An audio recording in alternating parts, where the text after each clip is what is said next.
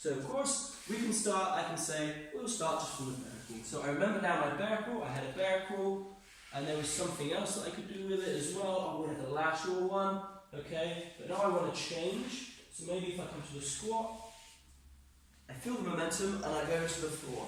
I can do this opening thing. Oh yeah, the roll. I can do the roll. And as I said, we're not so worried about hands and feet in contact with the floor now.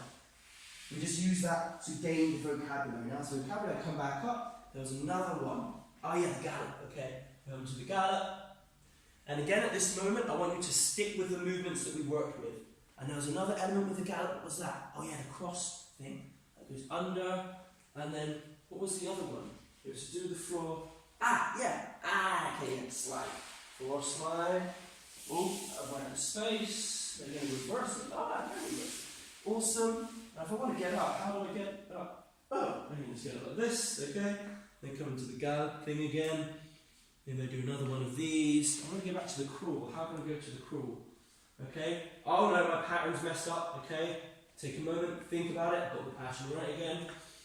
I know about the backwards one, that was nice as well.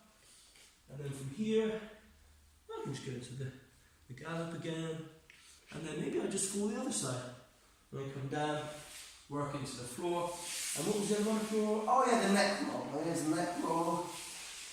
Try not to stay too long in each one. Take a few moments and exploring specifically the transitions between them. You'll find new things as well. Okay.